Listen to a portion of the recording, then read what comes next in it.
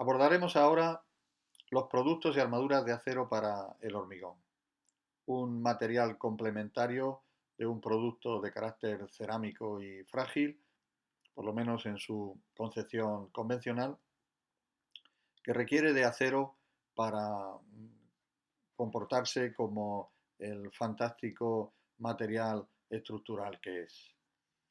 Empezaremos siguiendo la misma pauta que con otros materiales, con las definiciones. Para eso nos serviremos de este mapa conceptual, dado que hay cierta complejidad en las relaciones entre los distintos productos y armaduras. Los productos de acero pueden ser rollos y barras corrugadas, luego lo veremos en detalle. Y estos productos de acero son objeto de procesos industriales o de un proceso llamado clásicamente ferralla. La operación de ferralla implica cortar una barra, doblarla o enderezarla. Doblarla a su vez implica eh, patrones establecidos en el proyecto con propósitos resistentes muy definidos. De modo que tenemos dos procesos, los procesos industriales y los procesos de ferralla. Los procesos industriales fundamentalmente se basan en la electrosoldadura. En los procesos industriales tienen como resultado las armaduras normalizadas, que son de dos tipos fundamentalmente: las mallas electrosoldadas y las celosías, de la que veremos luego con detalle imágenes. Dos productos industriales, pues. Antes de proseguir, nos venimos al proceso de ferralla. El proceso de ferralla tiene como resultado las armaduras elaboradas. Es decir, una armadura que ha sufrido doblado, corte o enderezado la denominamos armadura elaborada, tipo barra con anclaje en patilla o cercos, lo que llamamos también tradicionalmente estribos en la construcción. Las armaduras elaboradas son objeto del proceso que llamamos armado. Por ejemplo, atar las piezas para constituir piezas más complejas, o bien soldadura no resistente para igualmente fijar las piezas conforme a patrones que establece el proyecto. El resultado del armado se denomina ferralla armada. Ahora veremos imágenes. Pues bien, la ferralla armada y las armaduras elaboradas y las armaduras normalizadas son objeto de montaje. Montaje sobre su posición definitiva. Y el resultado de esa combinación de armaduras normalizadas, armaduras elaboradas y ferrallas armadas combinadas en el montaje es lo que denominamos armadura pasiva, que ya es la armadura dispuesta sobre los encofrados esperando que llegue el hormigón a envolverlas. Por tanto, productos de acero, barras rectas o rollos hemos dicho. Pues bien, aquí las tenemos. Aquí tenemos rollos, aquí tenemos barras rectas. Estos rollos son de alambre. Eh, el alambre es un producto de acero que, a despecho de cómo se presenten en barras o en rollos, pues son los alambres de acero corrugado o grafilado soldable y alambres lisos de acero soldable. Queda claro pues que los productos es tal y como nos llegan de las acerías y laminadoras el acero para su utilización en construcción.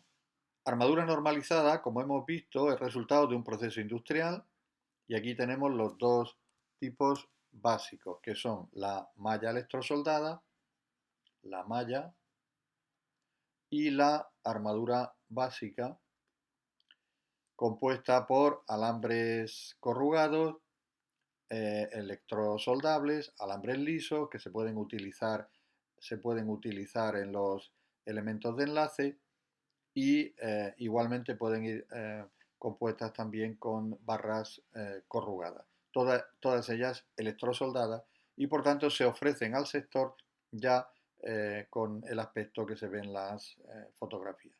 Con esto se facilitan mucho los procesos como es natural. Armadura armadura elaborada. La armadura elaborada, como hemos comentado en el mapa conceptual, es el resultado de actuar sobre un producto de acero cortando, doblando, de tal forma que modifiquen su forma, de modo que si tenemos una barra procedente de una laminadora que tiene 12 metros de longitud, en cuanto la cortamos el resultado es una armadura elaborada. Si además de cortarla procedemos a su doblado,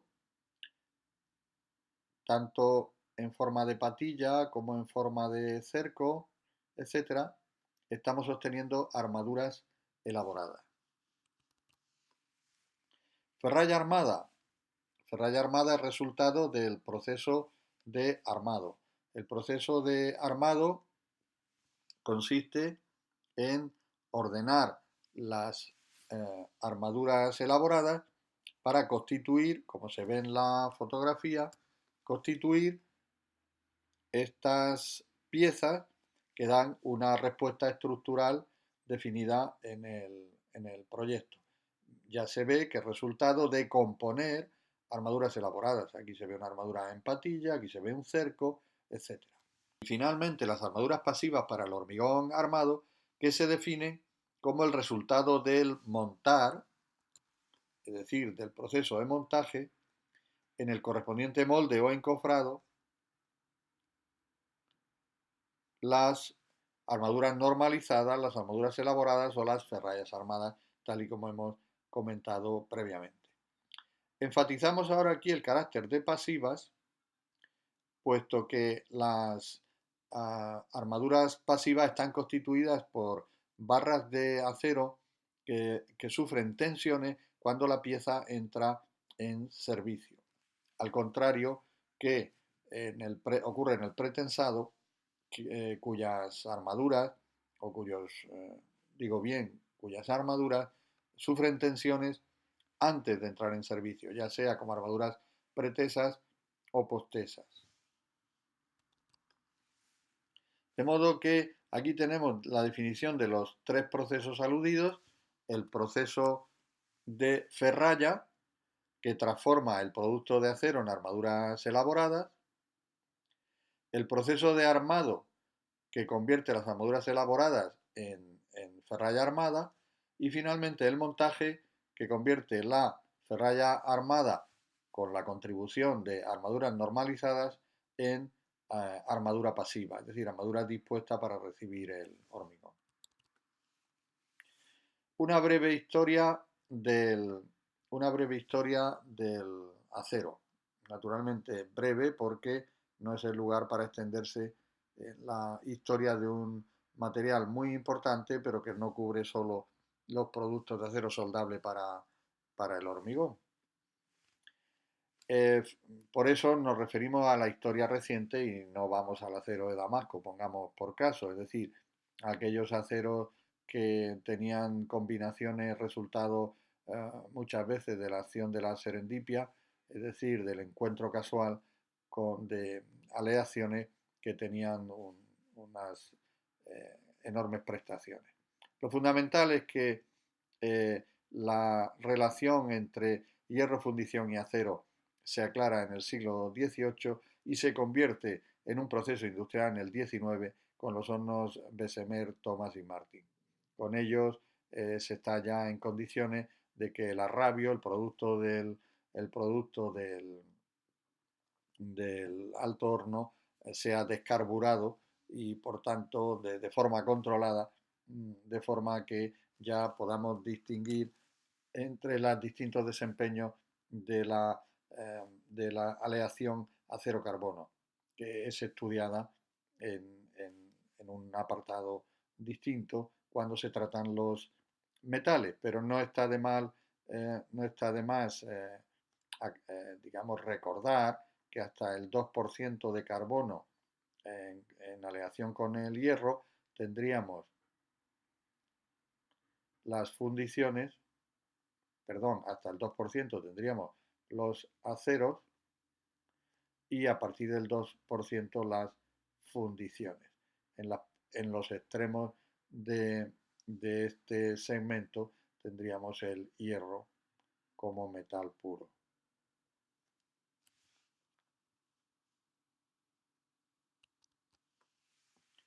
Vamos pues siguiendo la secuencia conocida de definiciones, historia, características, especificaciones, sistema de fabricación, tipos, usos y control, a ocuparnos ahora de las características.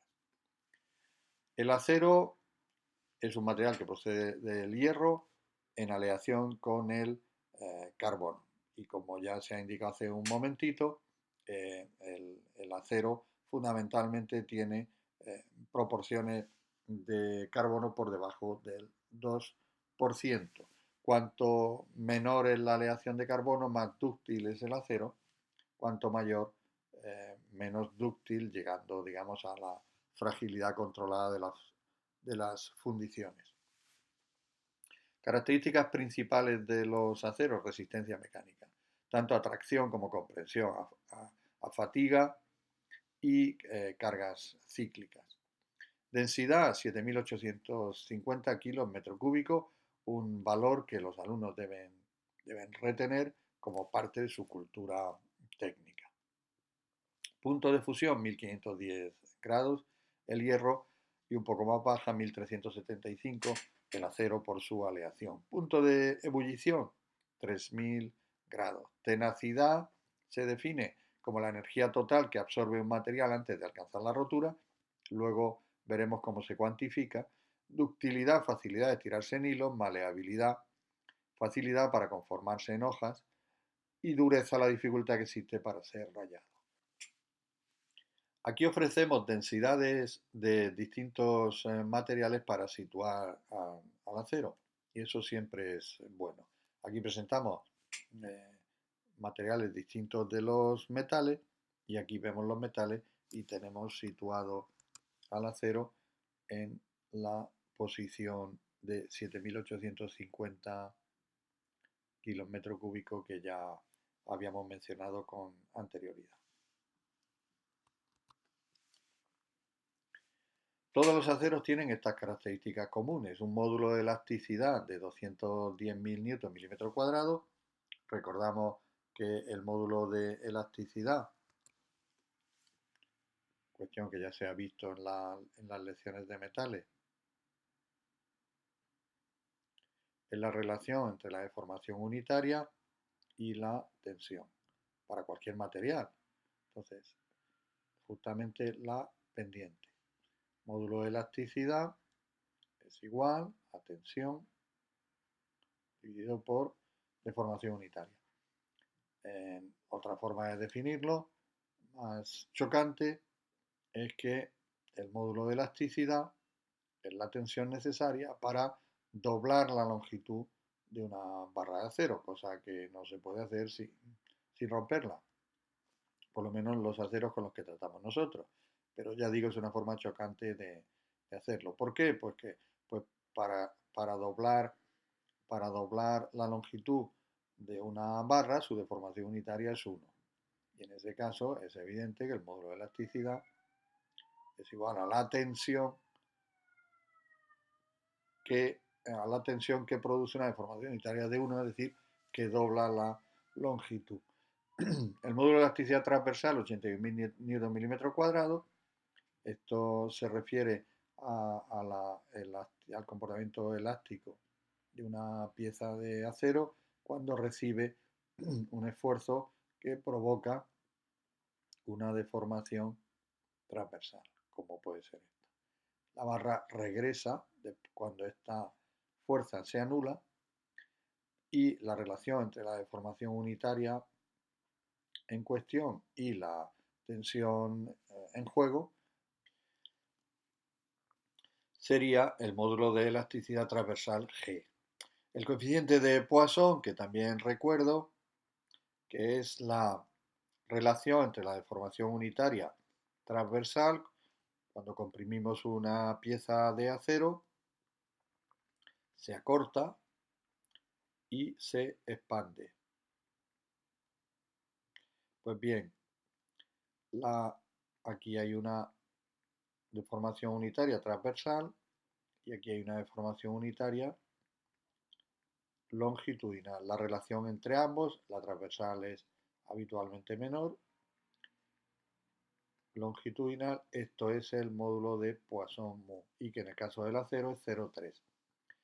Coeficiente de dilatación térmica 1,2 por 10 a la menos 5, muy parecido al del hormigón, lo cual explica el buen comportamiento mutuo ante los cambios de temperatura. La densidad ya la hemos mencionado. Veamos las características mecánicas porque son las que más interés tienen cuando hablamos de productos de acero soldable para armar el hormigón. Bueno, pues denominamos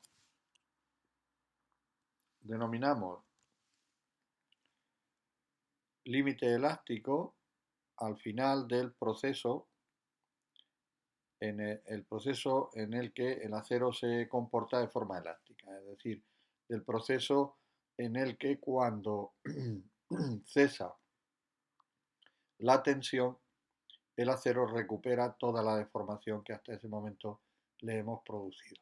A partir de ese momento empieza una fase que la denominamos plástica, también la llamamos escalón de excedencia, en la que la tensión no sube significativamente, pero sí se mantiene, y sin embargo la deformación aumenta de una manera reconocible, visible. A partir de ese momento se produce un proceso que se denomina acritud, en el que la deslocación de cristales exige que se eleve la tensión si se quiere seguir deformando el acero. Y ese proceso sigue hasta alcanzar una tensión máxima, o tensión que llamamos de rotura, Fs, porque a partir de aquí ya la tensión no se incrementa, sino que llega hasta producirse la rotura del acero. Rotura que es brusca y caracterizada por el proceso de estricción, es decir, de la reducción de la sección del acero en la zona en que se va a producir la fractura. Pues bien, denominamos deformación máxima la que se corresponde con la tensión máxima.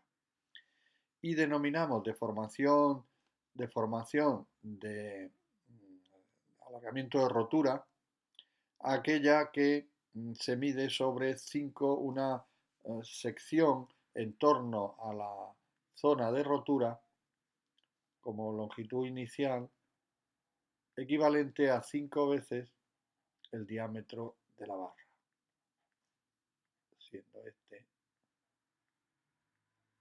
el diámetro de la barra.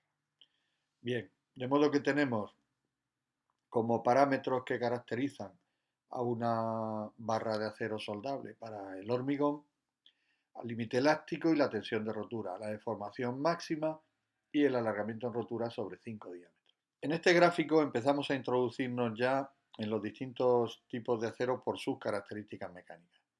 Este acero se llama tipo T, este acero se llama tipo S y este acero se llama tipo SD. Y aquí se ve claramente cómo sus distintas características los diferencian. En el caso de los aceros T se ve que tienen una deformación de rotura relativamente baja, por debajo del 5%, y lo que los convierte en aceros no utilizables en hormigón armado si no se presentan en armaduras normalizadas.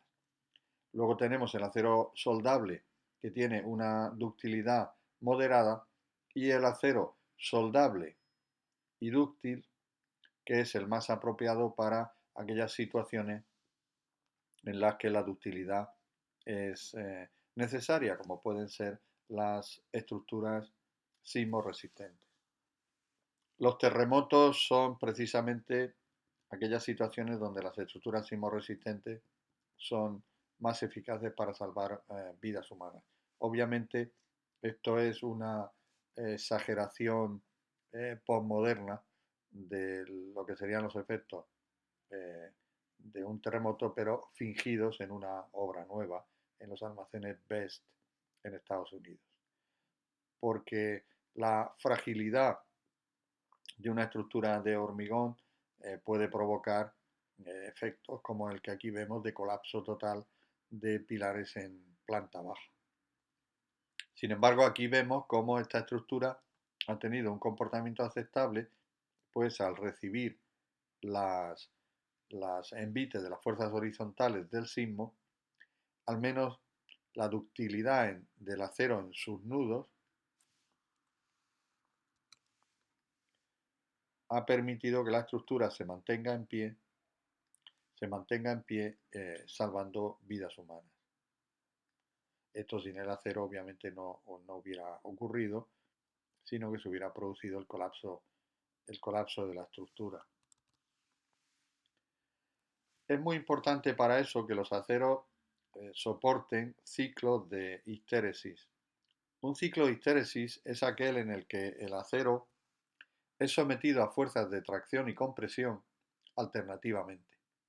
Ya se ve aquí el ciclo en que consiste. Inicialmente se va sometiendo a tracción la barra, se entra en el escalón de excedencia, se alcanza la deformación máxima y antes de que se rompa, se produce a quitarle tensión. Naturalmente, el regreso del gráfico es por aquí porque toda esta deformación ya es de carácter plástico y el acero no la recupera. La que recupera es justamente la que recupera es la de carácter elástico, como es natural esperar. A partir de este momento, si queremos que la barra recupere su longitud inicial, es necesario comprimirla. Y eso es lo que se hace en el ciclo de histéresis. Se comprime hasta que la barra recupera su longitud inicial. Si seguimos comprimiendo, lo que ocurre es que la barra va acortándose hasta una determinada deformación. Estamos en el eje de las deformaciones, hasta una determinada deformación. Y si empezamos a descomprimir, se produce, igual que en tracción, una cierta recuperación elástica y el mantenimiento de la deformación plástica por compresión. Si ahora de nuevo empezamos a traccionar, si se quiere recuperar ahora la deformación producida por la compresión, es necesario estirar hasta alcanzar de nuevo la longitud inicial. Bien, pues si este ciclo se repite indefinidamente, es decir, hasta que el acero fracasa, estaríamos en condiciones de medir el comportamiento del acero a esfuerzos alternativos de tracción y compresión. El acero también puede sufrir problemas por razones de fatiga producidas por cambio en su estado tensional. Esto es lo que representa esta curva, situaciones en las que se padece una determinada tensión y situaciones en que se padece otra. Con un diferencial que repetido cíclicamente, pues también acaba agotando el acero y el número de ciclos es un indicador de la capacidad del acero de resistir estas situaciones. Es conveniente ya aclarar que el ciclo de histéresis se da en los sismos y que esta situación de fatiga se puede presentar, es decir, de tensiones alternativas en su intensidad, se puede presentar pues desde las armaduras de un garaje, donde el paso de los coches en definitiva, el desplazamiento de la carga va produciendo situaciones de este tipo a lo que ocurre en puentes, en definitiva, donde hay un tren de cargas desplazándose.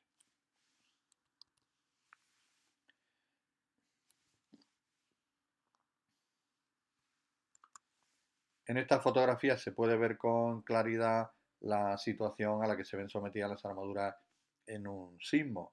En esta situación queda patente cómo la sección de hormigón queda destruida por la acción alternativa de tracción y compresión, el ciclo de histéresis, que las armaduras sufren por efecto por efecto del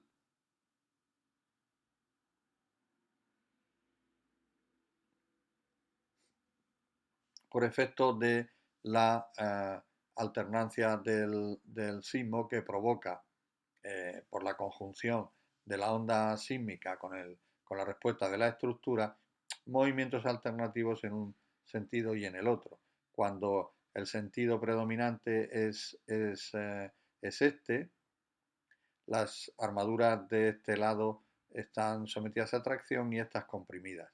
Y cuando el sentido es este otro, pues se alterna la situación de las armaduras.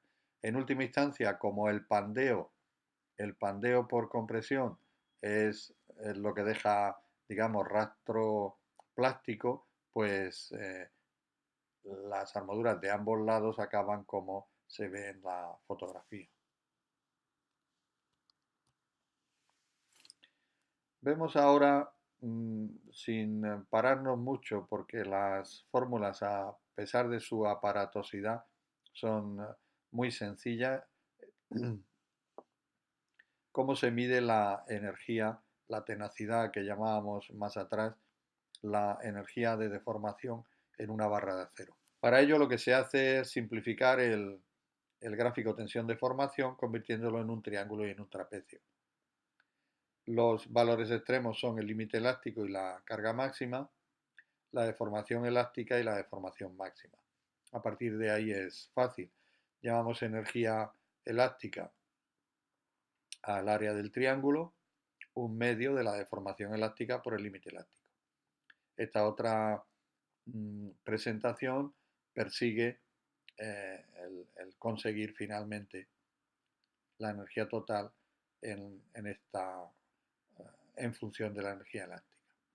La energía plástica, por su parte, es el área del trapecio y por tanto un medio, es decir, de las, la semisuma de las bases, que son las dos tensiones en juego, multiplicado por la altura, que es la diferencia entre las deformaciones. A partir de ahí no es más que un juego formal matemático para llegar a esta expresión, es decir, a poner la energía total en función de la energía elástica. ¿Qué propósito tiene eso? Pues definir un llamado índice de ductilidad, que sería la relación entre la energía total y la energía elástica. Al haber puesto la energía total en función de la energía elástica, pues se produce esta simplificación y nos queda el índice con la forma que se ve aquí, en la que ya aparecen como variables independientes la deformación máxima y la deformación elástica del acero. Una característica interesante de los metales en general y del acero en particular es la dureza. Como los distintos tipos de dureza se han visto en el capítulo de metales, nos limitamos aquí a presentar una comparación entre las distintas escalas de los distintos modos de medir la dureza en función del producto metálico del que se trate. Dureza Brinell, la Rockwell B, Rockwell C, la Vickers y la universalmente conocida escala de Mohs, en la que se ve que cristales tienen durezas semejantes a metales por los rangos de los distintos modos de medir la dureza. El coeficiente de dilatación lineal también es importante en los metales porque obviamente las estructuras de hormigón estructural se ven sometidas a la acción de los cambios de temperatura. Su fórmula es un clásico y puede ser también expresada mediante el incremento de longitud que experimente una barra de acero cuando se ve sometida a un cambio de temperatura, que sería igual al coeficiente de dilatación térmica multiplicado por el cambio de temperatura y multiplicado por la longitud inicial.